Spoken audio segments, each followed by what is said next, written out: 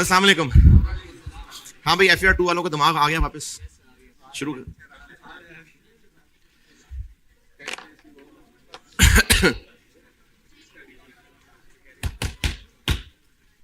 दुरूद शरीफ पढ़ लें।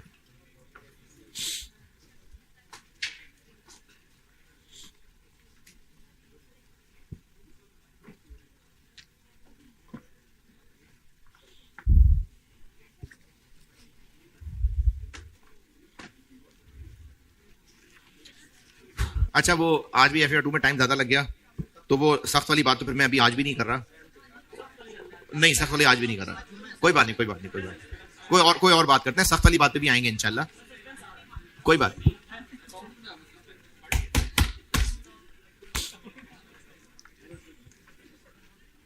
हया क्या होती है? हया,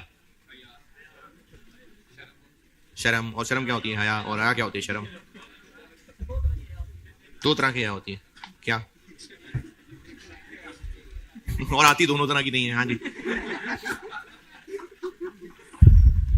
जल्दी जल्दी ना। अरे कोई मतलब कोई लुग़वी मायने नहीं पूछ रहा कि आप आर्टिफिशियल इंटेलिजेंस से पूछना शुरू कर दें। हया किरदार का हिस्सा होती क्या, ये पूछा। आंखों की हिफाजत। नहीं, गूगल को तो खुद ही पता होगा। गूगल को क्या पता है क्या होती है। अच्छा चलें, समझाने के लिए बता रहा हूं, लुग़वी मायने नहीं, समझाने के लिए बता रहा हूं। इंसान के अंदर ना एक फोर्स है जो ये चाहती है कि उसकी खामियां दूसरों को एक्सपोज ना हो। ये फोर्स हया है। जैसे अल्लाह ना करे कभी ऐसे आपके साथ हो, लेकिन जस्ट सिर्फ रिएक्शन पूछने के लिए कह रहा हूं। इमेजिन करें कि आप एक पब्लिक प्लेस में चौक पे और आपके कपड़े उतार लिए किसी ने। फौरी रिएक्शन क्या होगा अगर हया वाले हैं तो? नहीं, कपड़े उतार के ले गया ना वो। आप लोग फौरी रिएक्शन ये करेंगे कि अपने आप को कवर करेंगे, और जब कवर करने के लिए जगह ज्यादा है, हाथ कम है, तो आप नीचे बैठ जाएंगे। नीचे बैठ जाएंगे, घुटनों से कवर किया, हाथ कोनियां जो भी सब कवर, अपने आप को कवर करेंगे। क्योंकि जन्नत में जब हजरत आदम अलैहिस्सलाम का जो वाकया है, जो वो अल्लाह ने उनको मना किया था, वो दरख्त वाला वाकया है, और शैतान ने जैसे भी कम्युनिकेट किया, इर्रेलेवेंट के कैसे कम्युनिकेट किया, कर लिया कम्युनिकेट, और उन्होंने वो फल खा लिया। तो फिर उसके बाद क्या हुआ था? जन्नत से बाद में निकले थे, फौरन क्या हुआ था? उनका लिबास उतर गया था। फौरन के फौरन उनका लिबास उतर गया था, और उन्होंने फिर फौरी रिएक्शन क्या दिया था? पत्तों से अपना सतर कवर कर रहे थे। ये इंसान के अंदर एक फोर्स है कि वो अपनी खामियां, जिस्म भी तो एक पर्सनल चीज है ना, खामियां ही हैं, वो दूसरों को एक्सपोज नहीं करना चाहता। और अच्छा, कपड़े उतार लिए और आप लोग अपने आप को समेट के बैठ गए। घंटे गुजर गए, दिन गुजर गए। अब तो क्या करेंगे? आप कहेंगे खैर है भाई, क्या हो जाएगा। आप उठ जाएंगे। शुरू में हिम्मत नहीं हो रही थी।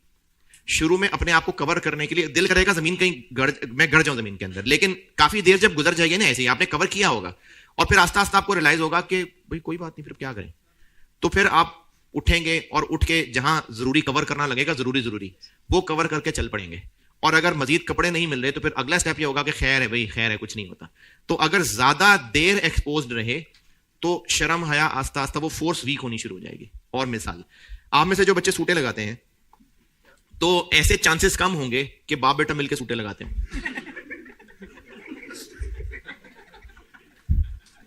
ये बहुत कम होगा। ज्यादातर ये होगा कि अगर आप सिगरेट पीते हैं तो अब्बा जी के सामने नहीं पिएंगे। और अब्बा जी तो चलो फिर अब्बा जी हैं, मैंने ये ऑब्जर्व किया कई सालों से कि जब मैं गुजरता हूं गेट से और कोई लड़के खड़े सिगरेट पी रहे होते हैं, तो वो सिगरेट साइड पे नीचे कर लेते हैं। मैंने कौन सा मांग लेना है, लेकिन बहरहाल वो सिगरेट नीचे कर लेते हैं। तो वो सिगरेट नीचे कर लेते हैं और अपना मुंह भी छुपा रहे होते हैं। और वो एक हया है कि टीचर के सामने हमारी ये स्मोकिंग, क्योंकि उनको पता ही अच्छी बात नहीं है, तो वो नहीं चाहते कि ये बात एक्सपोज हो। तो इंसान के अंदर ना ये फितरत है, फितरतन हया है, फितरतन है। और ये हया उसको अपनी खामियां, अपने गुनाह दूसरों को एक्सपोज होने से रोकती है। और इसीलिए आपने जिंदगी में अपने आप को ही बताएं, इधर उधर दोस्तों को ना शेयर किया करें, अपनी जिंदगी में आपके जो मेजॉरिटी गुनाह हैं वो छुप के करते हैं, वो छुप के होते हैं। और उनमें से भी अक्सर जो है वो रात में होते हैं, क्योंकि ओवरऑल अंधेरा है। तो जो ओवरऑल अंधेरा है ना, ये भी एक कवर होता है। तो रात का अंधेरा भी एक नेचुरल कवर है। तो इंसान के अंदर ये फितरत का हिस्सा है, ये हया होती है। एक हदीस है बुखारी 6120, सैयदना अबू मसूद रज़ियल्लाहु ताला अन्हु से रिवायत है, नबी अकरम सल्लल्लाहु अलैहि वसल्लम ने फरमाया, बेशक अगले पैगंबरों का जो कलाम लोगों को मिला है, यानी सबने कॉमन बात ही की है कि जब तुम में हया ना रहे तो फिर जो जी चाहे करो। ये जो शैतान है ना, ये बड़े टारगेट एफर्ट्स के साथ चलता है और उसको कोई खास जल्दी नहीं है। इंसान बेसब्रा, शैतान बेसब्रा नहीं है। शैतान को कोई बेसब्री नहीं है। शैतान बहुत टैक्टफुली चलता है और शैतान के पास क़यामत तक का टाइम है और बड़े वो ठंडे मिजाज से पूरी प्लानिंग के साथ चलता है शैतान और उसकी जो भी टीम है। इंसान होता है बेसब्रा। तो शैतान को ये बात समझ आ गई थी, हमें नहीं आई थी। तो शैतान का फिर टारगेट ये है कि वो आपको, मुझे इंडिविजुअली गुनाहों पे उकसाने की बजाय क्या करेगा, हया खत्म करवाएगा। तो अगर आप खुद इसका शिकार हैं तो फिर तो शायद आप इस बात को नहीं समझेंगे, लेकिन अगर खुद इसका शिकार नहीं है तो ये जो टिकटॉक पे वीडियोस अपलोड होती हैं जो ज्यादा वायरल भी होती हैं, क्या कॉमन है उनमें? बेहयाई है। मैं अल्लाह माफ करे टिकटॉक को तो कभी, लेकिन यूट्यूब नॉर्मली यूज होता है, शॉर्ट्स बहुत ज्यादा यूज होते हैं। उसमें कभी कभी कोई वीडियो ऐसी सामने गुजरी कि एक तो ये कॉम को ना, कोई पीछे गाना चल रहा होता है उसके फिर वो परफॉर्म कर रहे होते हैं। अब वो गांव देहात में बंदा अपनी बीवी को सामने एक्सपोज करके गाना चल रहा है और वो उसके ऊपर एक्ट कर रहे हैं। और मैं हैरान हूं कि ये अपनी बीवी दूसरों को सामने एक्सपोज कर दी, वो भी गाने पे परफॉर्म करते हुए। और क्या ऑब्जेक्टिव है? व्यूज ज्यादा होंगे, पैसे मिलेंगे। तो ये जो पैसे के लालच से ये सोशल मीडिया पे अपने आप को एक्सपोज करना, ये यही हो रहा है ना। अगर आप में से कुछ लोग इसका हिस्सा हैं तो आपको तो अभी डॉलर नजर आएंगे, आपको भी फिलहाल उसकी गहराई नजर नहीं आएगी। लेकिन शैतान का ना टारगेट वो हया खत्म करवाना होता है और उसका कुछ हिस्सा, अच्छा हया सिर्फ कपड़े उतरना नहीं है, मतलब वो तो मैंने मिसाल कपड़े उतरने की दी है, और भी बहुत सारी किस्में जो शैतान और शैतान से इन्फ्लुएंस्ड स्कूल्स, कॉलेजेस, हमारे बड़े शैतान से इन्फ्लुएंस्ड, वो कॉन्फिडेंस और बेहयाई के फर्क को डिफरेंशिएट नहीं करवा पा रहे बच्चे को। यानी बच्चे का कॉन्फिडेंस कि वो टीचर या किसी बड़े के मुंह पे जवाब देता है, ये मेरा बच्चा बड़ा कॉन्फिडेंट है, वो नहीं डरता किसी के बाप से भी, मुंह पे जवाब देना कॉन्फिडेंस है। तो कॉन्फिडेंस और बेहयाई में फर्क होता है। तो इसलिए शैतान को ये बात समझ आती थी, हमें नहीं आ रही कि जब तुम्हें हया ना रहे तो जो जी चाहे करो। अब इसका टेक होम ये है कि मुझ समेत हम ना एक एनालिसिस करें अपने दिन का कि हमारी कौन कौन सी एक्टिविटीज हैं जो हमारी हया वाली फोर्स को स्ट्रेंथन कर रही हैं और कौन कौन सी हैं जो हया वाली फोर्स को वीकन कर रही हैं। मैंने कल ऑटम 22 पूरा कर दिया था ना, है ना? हाँ, और ऑटम 20 होमवर्क दिया था। और अगर आपने वाकई ईमानदारी से किया होगा तो फिर मेरा ख्याल है कि हो भी गया होना चाहिए था, क्योंकि उसके डेटा में एज सच कोई खराबियां नहीं है। जो खराबियां थी मैंने वो ठीक करके दी थी, बाकी उसमें स्ट्रेट फॉरवर्ड चीजें हैं। और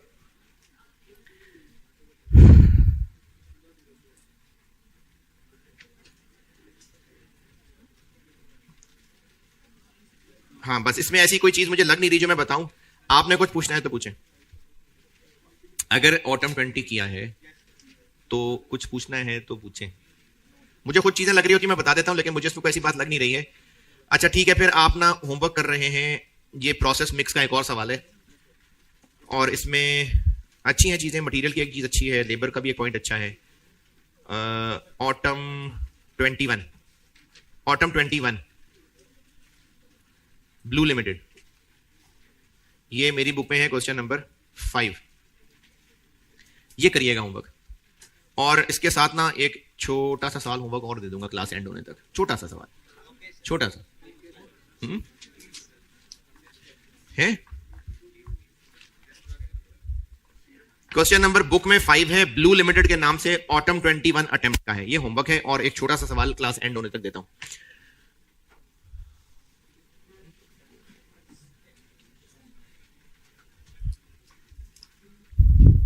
आपके अम्मा अब्बा ने आपको, या जो भी आपके बड़े थे, उन्होंने आपको चलना सिखाया। आपको तो याद नहीं होगा, लेकिन अगर आपके होश में कोई छोटा बहन भाई या भतीजा भांजा को पलते पड़ते देखा है तो उसको चलना सिखाते हैं और हाथ पकड़ के चलना सिखा रहे हैं। तो सीधा चलना सिखाते हैं कि उल्टे उल्टे काम सिखाते हैं? सीधा चलना सिखाते हैं ना, उल्टे काम फिर वो खुद ही सीखता है। तो अब जब वो सीधा चलना सिखा रहे होते हैं तो बच्चे को ना अपनी टांगों का इस्तेमाल, कदम जमीन पे जमाना, कौन सी टांग उठानी है पहले, कौन सी जमा के रखनी, ये समझ आ जाता है। तो जब ये समझ आ जाता है तो फिर वो उल्टा भी चल सकता है। तो उल्टा चलना सिखाना नहीं होता, वो आता है। तो रिवर्स कैलकुलेशंस आपको आती हैं, मैंने इस पे कुछ नहीं सिखाना, आपको आती हैं। मैंने सिर्फ इसकी शक्ल सामने इसलिए दिखानी है कि आपको मिसाल दे रहा हूं, आज तक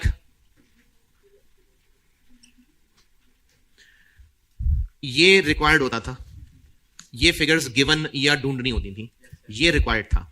रिवर्स कैलकुलेशन से मेरी मुराद है कि ये गिवन होगा, हो सकता है ये रिक्वायर्ड हो, यानी आपको वेरिएंसेस दे के कुछ और मिसिंग पूछा होगा, इसको मैं रिवर्स कैलकुलेशंस कह रहा हूं। तो ये एग्जामिनर को ना ये उल्टे चलने वाले सवाल बड़े पसंद है बच्चों से पूछने में, तो ये रिवर्स कैलकुलेशंस के भी सवाल हो सकते हैं। ये कोई टॉपिक नहीं है, मैंने आपको सिर्फ एक टाइप ऑफ सवाल कराने लगा। रिवर्स कैलकुलेशन से मेरी मुराद है कि आपको वेरिएंसेस दिए होंगे और कुछ और मिसिंग फिगर बनानी ढूंढनी होंगी, या बिल्कुल ही उल्टा सवाल तो वेरिएंसेस देके स्टैंडर्ड कार्ड तक पहुंचाना होगा, तो ये भी हो सकता है। तो रिवर्स कैलकुलेशन से मेरी मुराद है कि वेरिएंसेस गिवन होंगे और आपसे कुछ और मिसिंग चीजें पूछी होंगी।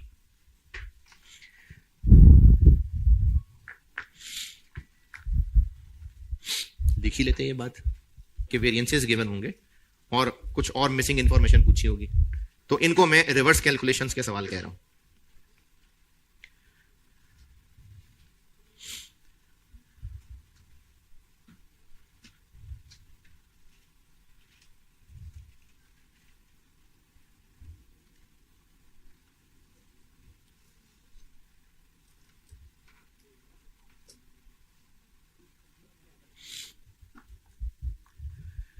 अच्छा, इन सवालों को करने का तरीका सिर्फ टिप बता रहा हूं, और वो टिप ऐसे है कि जैसे अगर कभी कोई फिल्मों ड्रामों में कोई है, नहीं तौबा तौबा नहीं, कभी नहीं देखे, अच्छा कोई फिल्मों ड्रामों में कभी कोई मर्डर इन्वेस्टिगेशन, कोई क्राइम इन्वेस्टिगेशन, तो उसमें जो इन्वेस्टिगेट कर रहे होते हैं ना, ये सीआईडी नहीं, उनके तो अजीब तरीके हैं, वैसे कुछ ढंग का है तो वो बता रहा हूं।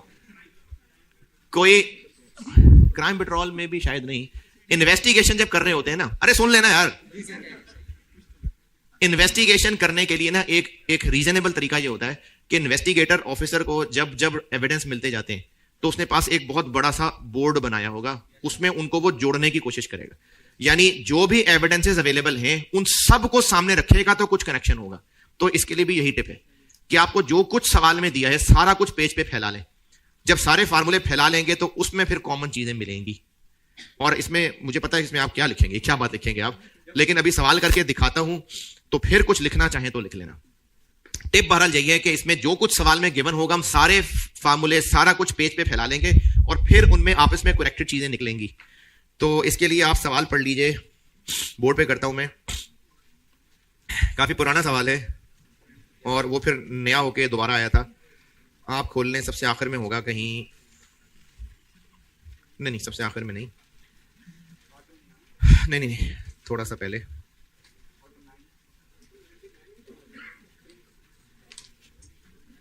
हाँ जी, ये है जी ऑटम 2008, मेरी बुक में क्वेश्चन नंबर 22, हेक्सा लिमिटेड। पढ़ लीजिए, मैं करता हूं सवाल, पढ़ ले मैं सॉल्व करता हूं।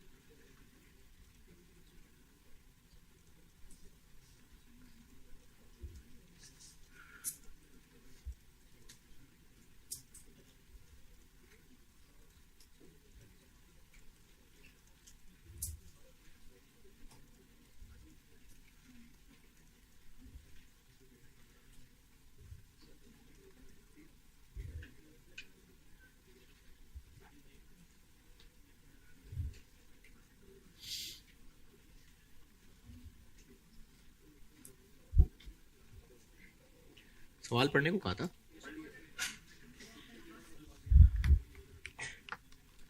अच्छा, ये ऑनलाइन वाले बच्चों के लिए, वैसे तो जिन बच्चों को नसीहत है उनके मैसेज से लगता है कि वो तो वैसे भी नहीं लेक्चर ध्यान से सुनते, लेकिन चलो शायद सुन लें। जब आप ग्रुप में सवाल पूछते हैं ना, तो वो जवाब मैंने देने होते हैं, क्योंकि ग्रुप्स बनाई इसलिए कि मैंने जवाब देने। बच्चे बहुत ज्यादा तो सवाल भी बहुत ज्यादा, तो मेरे पास टाइम जो है ना, वो ये जो कंप्यूटर पे इधर आ रहा होता हूँ बार बार, ये मैं साथ साथ जवाब भी दे रहा होता हूँ। तो आप जब बहुत सारे सवाल पूछते हैं ना, तो रश बचेगा, मेरे लिए मुश्किल होगा, मैंने तो सारे सवाल पढ़ने।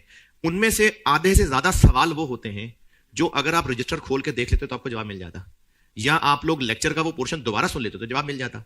तो उसमें ना बेटे होता यह है कि मैसेजेस का रश मचता है, फिर मेरे लिए टाइम मुश्किल होती है, बाकी बच्चों के सवाल बीच में रह जाते हैं।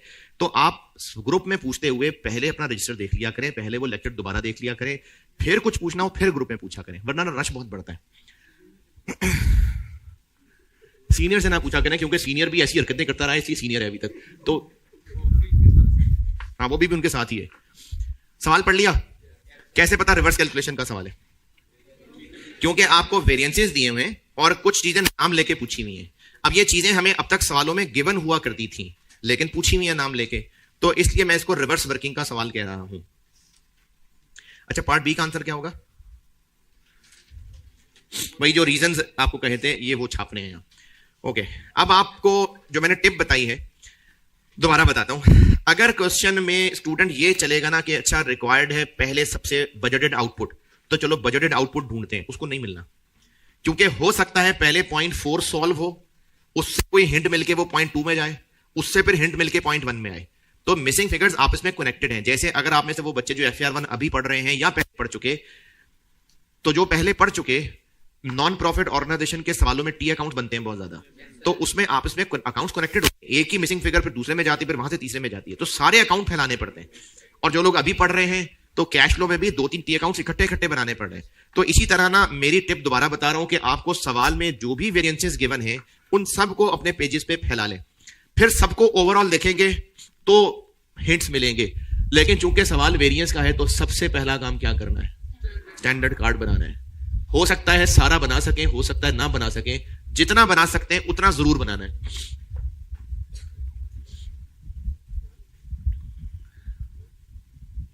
पहले तो देखते हैं जितना हम बना सकते हैं। डायरेक्ट मटेरियल ऊपर से शुरू करें, कहां क्या पता है?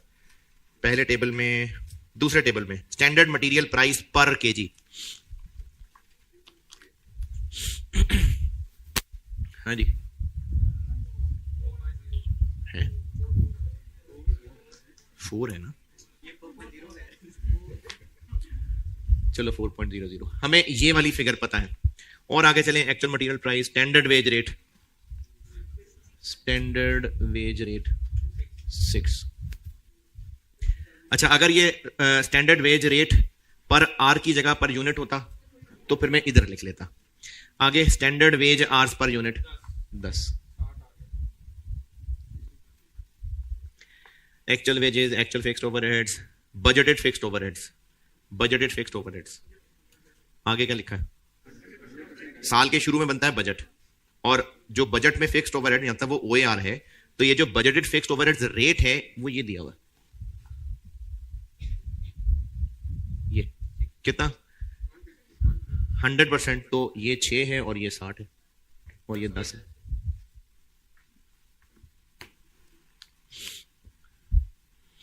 तो अवेलेबल इंफॉर्मेशन में से हम इतना स्टैंडर्ड कार्ड बना सकते थे, बना लिया।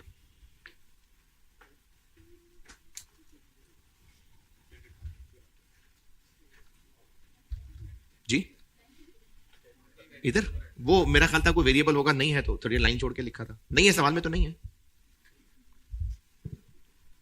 क्योंकि वैसे भी ना वेरिएबल ओवरहेड्स की चीजें ना दी हैं ना वो पूछी हैं, तो नहीं है वेरिएबल ओवरहेड्स।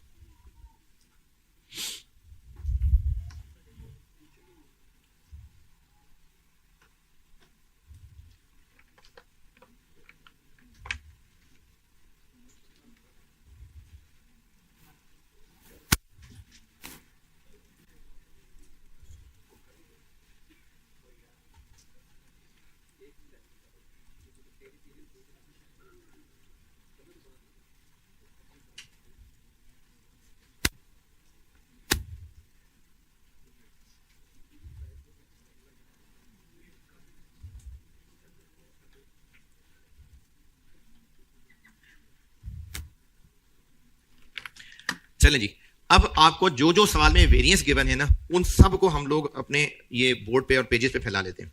अच्छा, फैलाने से मुराद क्या है? मटेरियल प्राइस वेरिएंस के फार्मूला लिख, जो जो वेरिएंस है फार्मूला लिख लेंगे, और उस फार्मूले की जो जो फिगर पता है वो लिख के बाकी जगह छोड़ लेंगे। तो क्या क्या वेरिएंसेस पता है?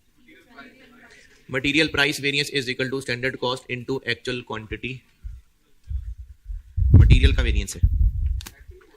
तो केस 1 के केस 2, हाँ जी, कहीं पर कोई परचेज्ड और यूज्ड का फर्क नहीं है? हाँ जी, रिक्वायरमेंट में उन्होंने आपसे परचेज्ड पूछी हुई है तो डिफरेंट होगी, और inventory is valued at, reconciliation पूछी है तो वैल्यूड एट स्टैंडर्ड कॉस्ट, तो AQ purchase minus AC into AQ purchase. और वैल्यूज लिखनी होती हैं तो 2-3 लाइनें तो हमें चाहिए होती हैं। दूसरा क्या है जी? Labour efficiency variance, standard rate into standard hours minus standard rate into actual hours. कहीं पर कोई आइडल पेड का कोई निशानी तो बस actual hours.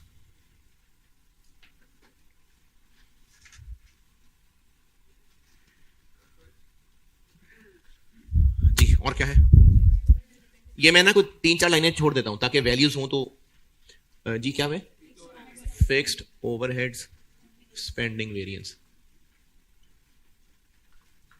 Budgeted minus actual. 3-4 लाइनें छोड़ रहा हूं मैं हर एक के साथ। अगला क्या है? Material quantity variance, standard cost into standard quantity minus standard cost into actual quantity used. अच्छा, अगर इवेंचुअली एक्चुअल क्वांटिटी परचेज और यूज बराबर निकली तो कोई बात नहीं, ये दोनों सेम ही आ जाएंगे। अगला क्या है? Labour rate variance, standard rate into actual hours minus actual rate into actual hours. और क्या है? बस। नूर, यहां से वहां तक एक स्क्रीन में आएगा?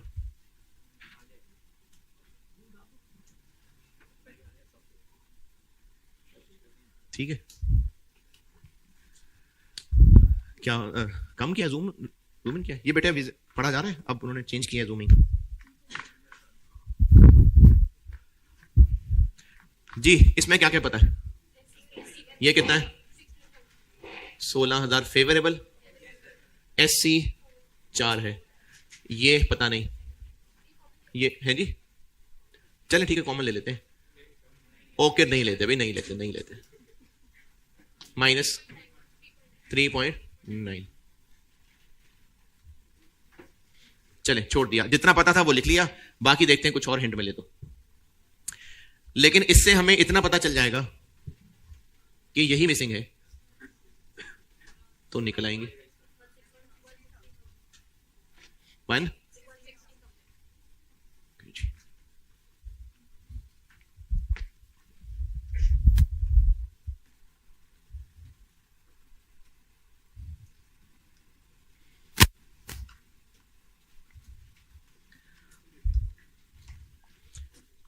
जी, यहां देखिए क्या पता है? ये क्या है? 110 पॉजिटिव नेगेटिव, ये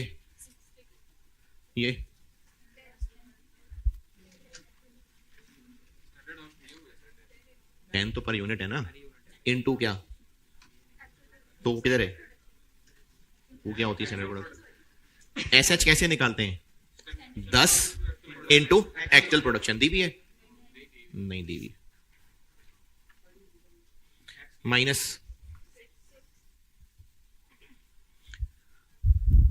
एक्चुअल आवर्स नहीं पता, वेजेस पता है और एक्चुअल वेज रेट भी पता है?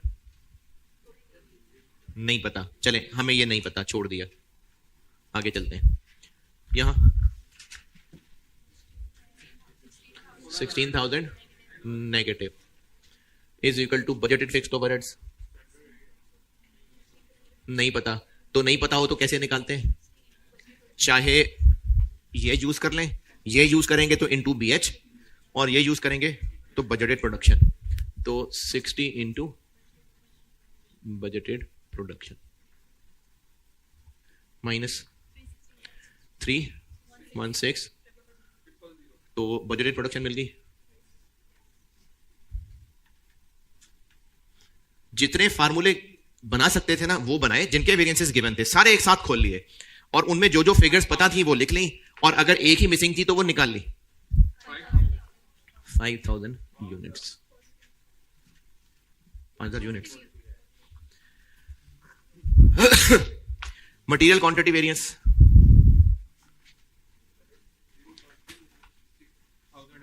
6000 नेगेटिव है।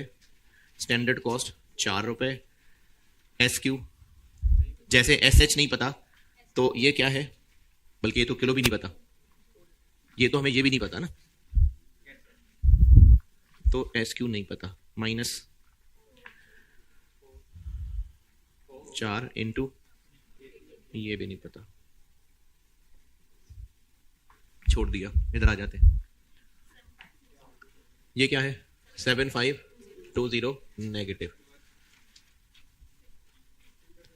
6 इंटू एक्चुअल आवर्स नहीं पता, ये क्या है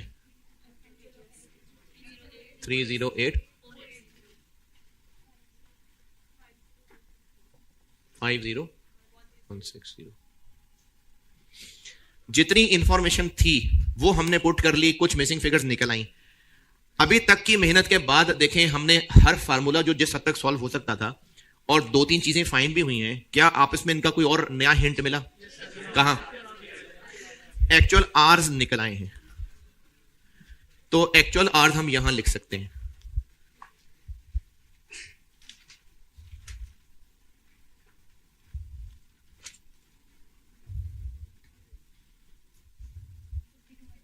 तो हमें एक्चुअल प्रोडक्शन मिल गई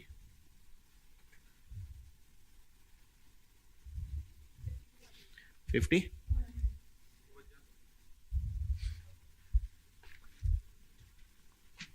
और देखें कहीं कोई लिंक मिलता हो।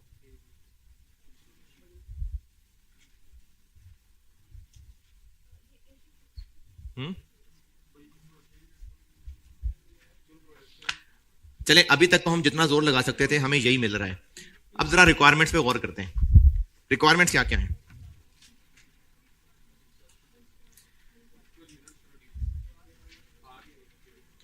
तो हमें चाहिए था बजटेड आउटपुट इन यूनिट्स, ये है। तो हम एग्जामिनर को बता देते हैं कि ये है जी पार्ट 1। और क्या पूछा है? Actual material quantity purchased,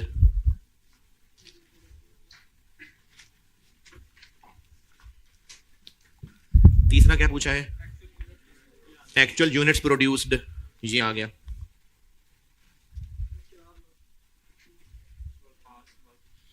actual hours worked, ये आ गए।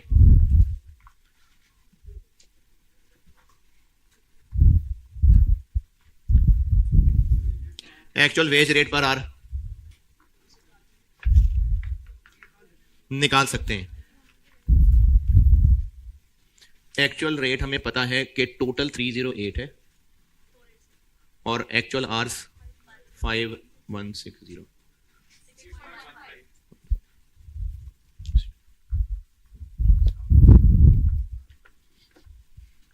तो ये मटेरियल क्वांटिटी वेरिएंस का कोई इस्तेमाल नहीं हुआ, कोई बात नहीं, चाहिए भी नहीं था।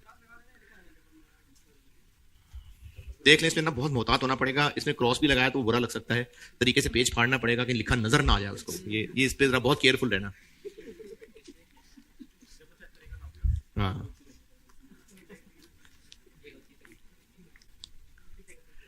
रिवर्स कैलकुलेशंस यही है।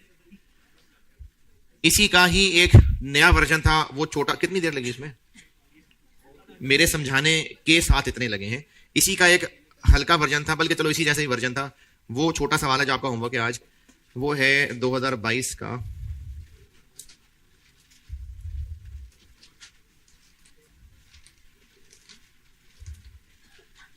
स्प्रिंग 22 स्पेन लिमिटेड, बुक में क्वेश्चन 4। या आप इसकी शक्ल ही देख लें तो ये तकरीबन इस जैसा ही है।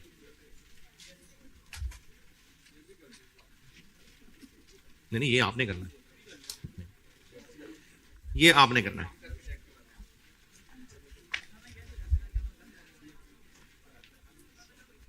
इसमें कोई सवाल बेटे?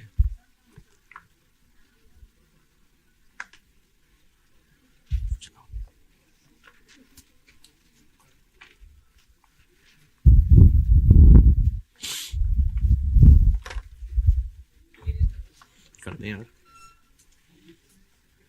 नोट देख लगा कर रहा था, कोई नोट तो नहीं कर रहा? ठीक है मिटा दे। अच्छा ठीक है, कर ले।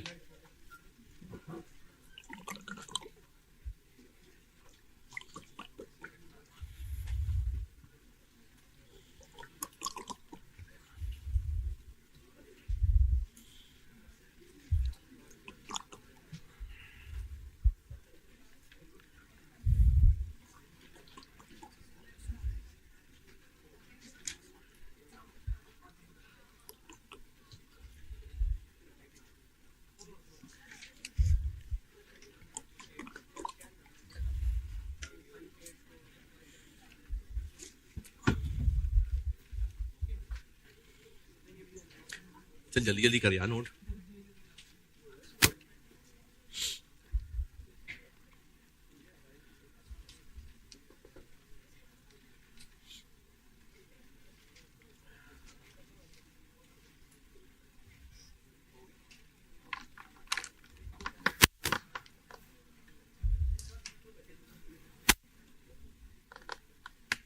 चले हो गया होगा।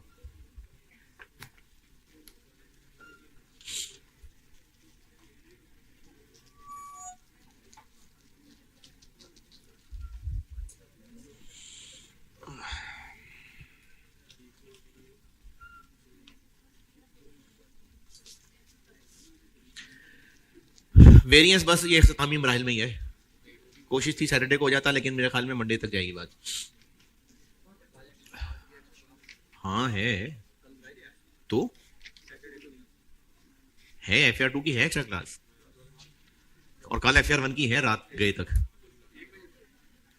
नहीं मगरिब तक। शुक्रिया। आप तो रेगुलर में भी नहीं आते तो क्या फर्क पड़ता है। कल होगी R1 की।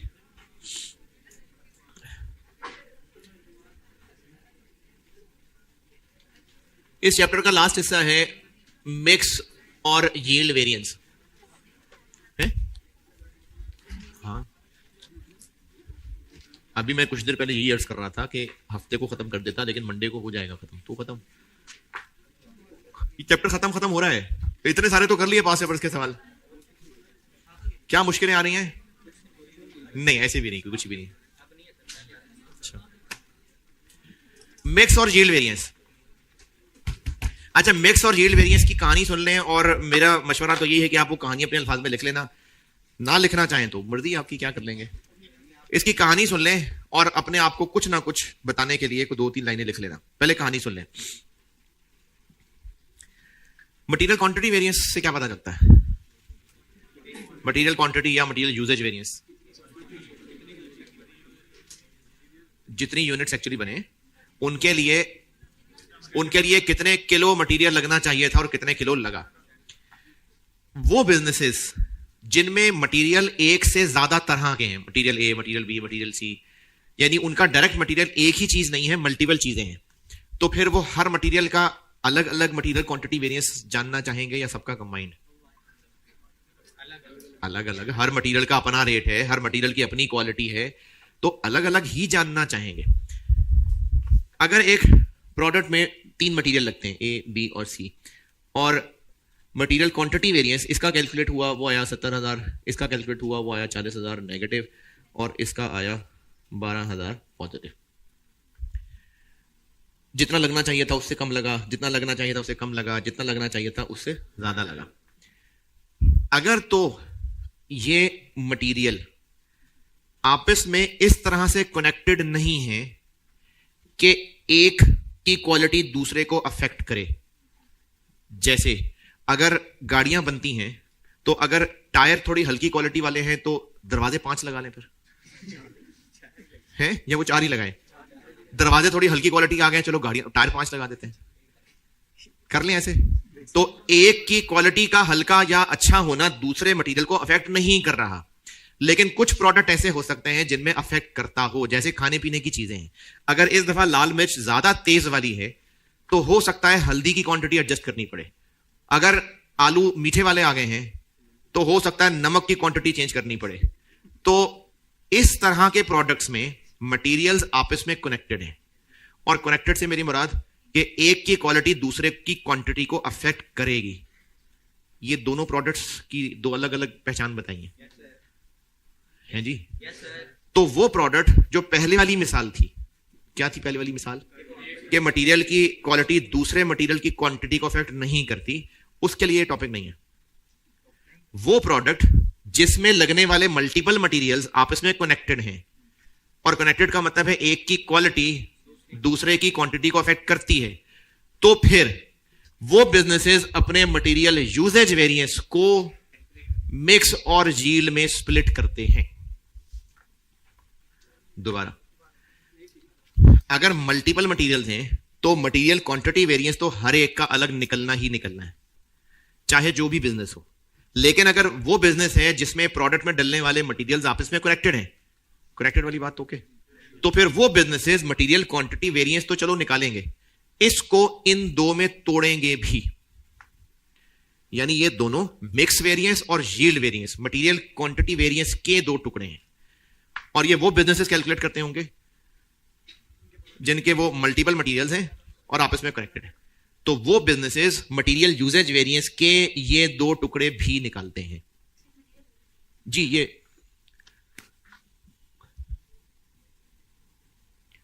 ये मटेरियल मिक्स और मटेरियल यील्ड वेरिएंस होते हैं।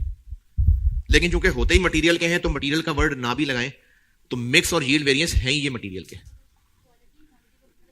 यानी अगर ये वो जो गाड़ी वाली मिसाल है तो फिर उनमें ये नहीं निकाले जाते। वो कैसे करेगी? क्यों? वही तो कह रहा था, अगर गाड़ी का टायर बढ़ा दिया तो दरवाजे कम कर दे। नहीं, क्वांटिटी भी इफेक्ट नहीं करेगी ना। जो मैं मिर्चों की और वो हल्दी की और नमक की मिसाल दे रहा हूं, वो क्वालिटी ही तो इफेक्ट कर रही है। 4 केमिकल डालने थे, एक केमिकल इस दफा ज्यादा कंसंट्रेटेड वाला मिल गया, तो अब उसको कंपनसेट भी तो करना है, तो फिर बाकी केमिकल की हो सकता है क्वांटिटी बढ़ानी पड़े। तो उन बिजनेसेस ने फिर ये निकालना होता है। जिन बिजनेसेस के मटेरियल्स आपस में कनेक्टेड नहीं है वो ये नहीं निकालते।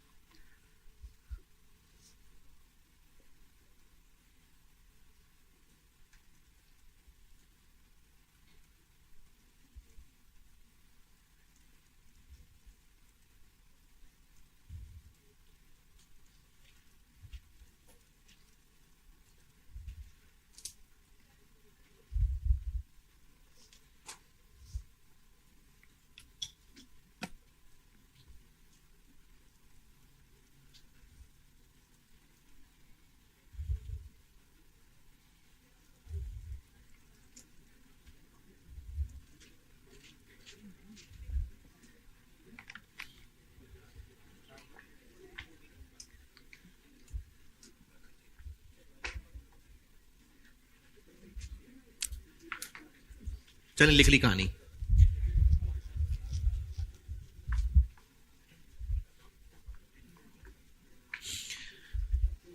अच्छा, पहले कभी मैंने जुमला बोला था, दोबारा बोल देता हूं, पिछली बात को शायद पक्का कर दे। मैंने कहा था जहां भी वेरिएंसेस में हम खर्चों का वेरिएंस ले रहे होते हैं तो वहां क्वांटिटी एक्चुअल होती है, और जहां भी वेरिएंसेस में हम लोग क्वांटिटी का फर्क ढूंढ रहे होते हैं वहां प्राइस स्टैंडर्ड होती है। तो ये जो वेरिएंसेस हैं मिक्स और यील्ड, ये मटेरियल यूजेज वेरिएंस को ही तोड़ रहे हैं ना। तो इसमें रुपए कौन से इस्तेमाल हो रहे होंगे? स्टैंडर्ड वाले। अच्छा, इनके फार्मूले बना के देता हूं, लेकिन वो बगैर सवाल के बनाने का फायदा कोई नहीं, तो मैं आपको ना एक एग्जाम्पल से ये सारा सिखाता हूं।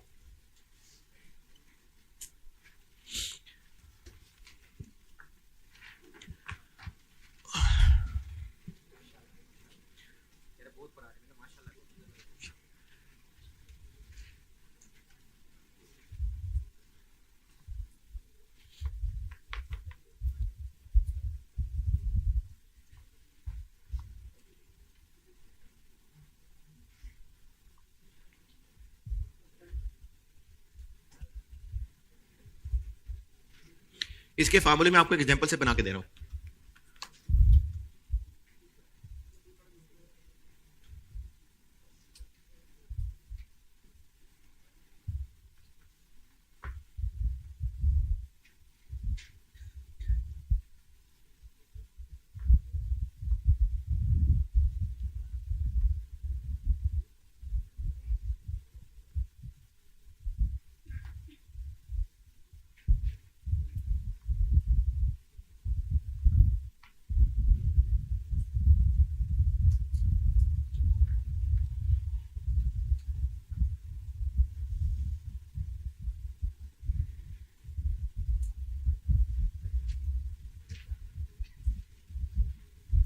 मटेरियल परचेज्ड भी चाहिए इसके लिए या यूज्ड ही चाहिए? बस यूज्ड ही चाहिए।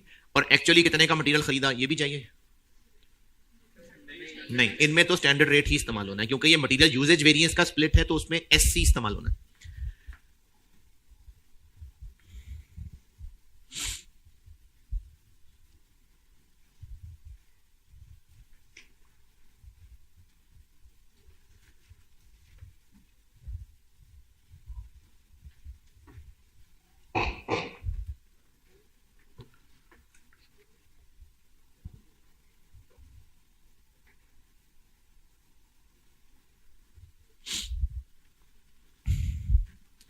ये सवाल है और मुझसे नहीं, हमसे रिक्वायर्ड है मटेरियल कॉस्ट वेरिएंस, नहीं sorry, material quantity variance, mix variance और यील्ड वेरिएंस।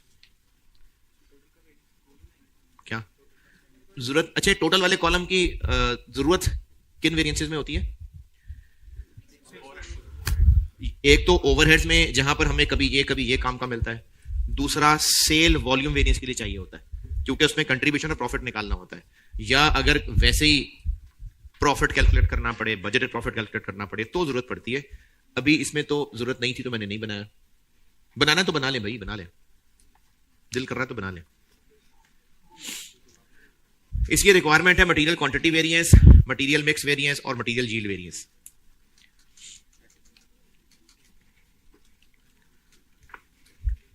सवाल नोटेड तो बनाए। मटेरियल क्वांटिटी वेरिएंस निकालता हूं।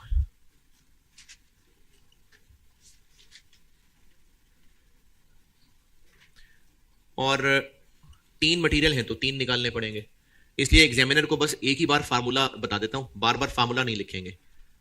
S Q S C into A Q G, A G 100 into S Q कितना? 20,000 minus 100 into 21,500, 120 into 12,000 minus 120 into 13,800, 45 into 8,000 minus 45 into 72,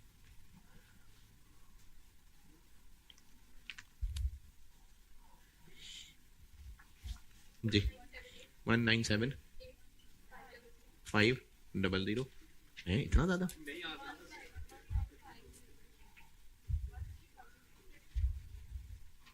negative power तो नहीं ले ली थी? हाँ जी 150,000 इधर 21 पॉजिटिव नेगेटिव नेगेटिव पॉजिटिव। और मटेरियल मल्टीपल है ना, तो उनका ग्रैंड टोटल भी तमीज है कि करना चाहिए। 330 नेगेटिव। यहां तक किसी को मसला है तो उसको अभी शर्म आनी चाहिए और उसको बाहर जाके छलांग लगा देनी चाहिए, हैं? वो देख लें, जगह देख लें मुनासिब। जहां तक पहुंचे जल्दी, फिर मैंने वो स्क्रीन उधर करनी।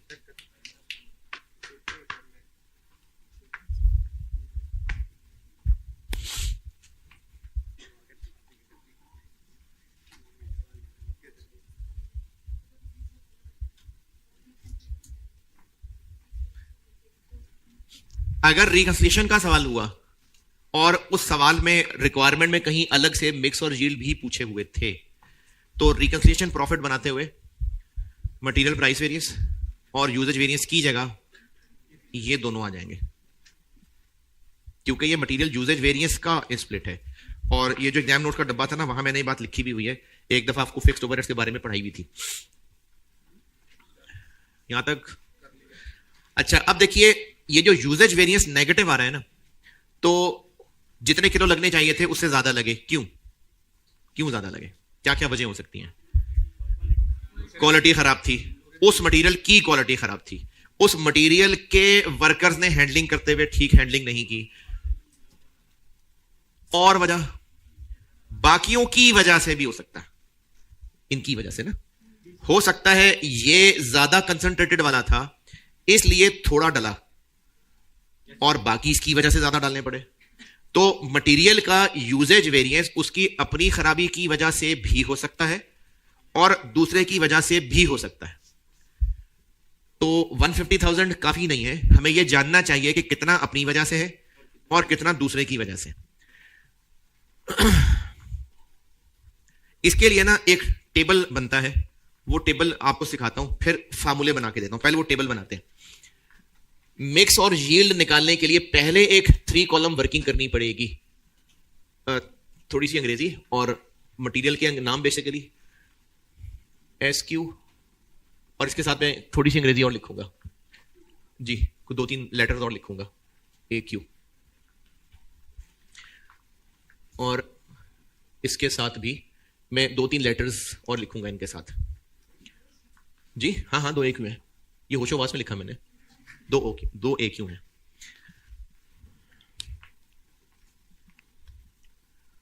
मटेरियल A, B और C, जितनी प्रोडक्शन एक्चुअली हुई, SQ कैसे निकालेंगे? ये कैसे निकालें? जितनी प्रोडक्शन हुई उसको इससे मल्टीप्लाई किया है, यानी यही जो मैंने यहां ब्रैकेट में लिखा था वही वहां लिख के दिखा रहा हूं बस। A के 20,000, B के 12,000, 8,000, और इसका टोटल भी करिए 40,000। जबकि एक्चुअली कितने लगे? 21,500, 13,800,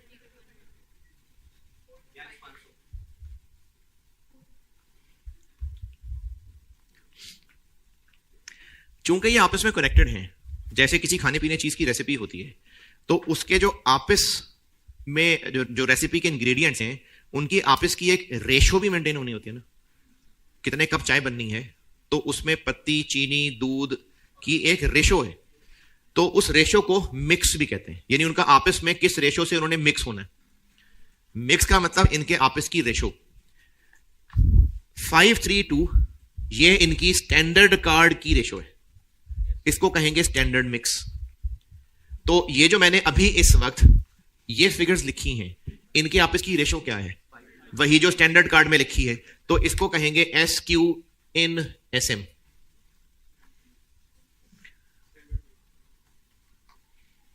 स्टैंडर्ड मिक्स। ये जो मटेरियल्स के आपस की रेशो है, रेशो निकालनी नहीं पड़ रही, बस इसको नाम दिया है कि ये स्टैंडर्ड मिक्स है। मैंने कोई रेशो नहीं निकाली है। ये कैसे कैलकुलेट किया है? जैसे आज तक करते आ रहे हैं, बस इनके दरमियान आपस में क्या रेशो है, जो स्टैंडर्ड कार्ड में इनके आपस की रेशो है वही रेशो इनके अंदर है। खुद से निकाली है वो रेशो नहीं, हमने सिर्फ 4,000 into 5 kilo, 4,000 into 3 kilo, 4,000 into 2 kilo किया है, लेकिन इस आंसर में कौन सी रेशो मेंटेन्ड है? स्टैंडर्ड कार्ड वाली, तो इसको मैंने कह दिया SQ in SM। इनके दरमियान में आपस में जो रेशो है वो स्टैंडर्ड कार्ड वाली है 5:3:2 नहीं है, तो इनके दरमियान में जो रेशो है वो स्टैंडर्ड वाली नहीं है, तो वो कौन सी रेशो है जो एक्चुअली हुई? तो इसको मैं कहूंगा AQ in AM, actual mix. यानी ये जो इन SM और इन AM है, ये सिर्फ इसके नाम को एक्सटेंड किया है, वरना कैलकुलेशन जैसे करते हैं वैसे ही की है। ये सारी फिगर्स सवाल में गिवन है, और ये जैसे पहले करते हैं वैसे ही किए हैं। ये क्या किया करते हैं जी? एक्चुअल प्रोडक्शन को जो स्टैंडर्ड क्वांटिटी लिखी होती है कार्ड में उससे मल्टीप्लाई करते हैं, वही किया है। ये कैसे निकाला? ये टोटल किया, शाबाश। ये कॉलम समझ लें, ये कॉलम है ए क्यू इन एस एम, यानी जितने एक्चुअली किलो लगे अगर उनकी वही रेशो होती जो 532 स्टैंडर्ड में सोची थी तो ए बी सी कितने कितने लगते। ए क्यू इन एस एम का मतलब है जितनी एक्चुअल क्वांटिटी लगी अगर 532 की रेशो में लगती तो ए बी सी कितने कितने होते। कैसे करें कैलकुलेट, इस 42500 को 532 में बांट दें।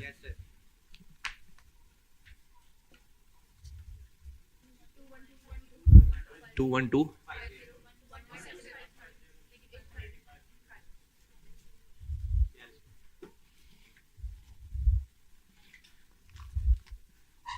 ये फिगर कैसे निकाली, इसको यहां लिखा, इसी को यहां लिखा और उसके बाद हमने इसको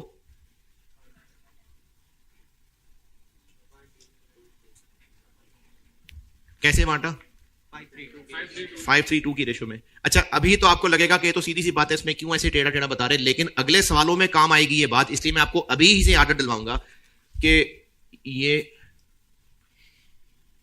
3 कॉलम याद रखने हैं ना, तो 1 2 3, तो ये किस रेशो में बांटना है, ये बांटना है इन रेशो ऑफ कॉलम 1।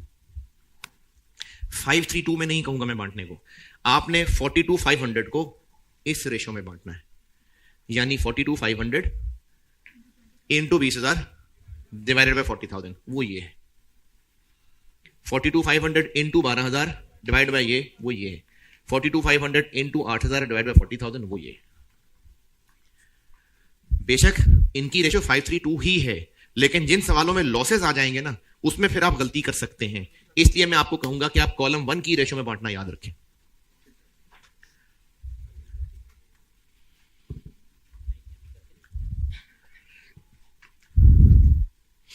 ये तीसरे कॉलम की कैलकुलेशन ना समझ आई हो किसी को तो बताइए,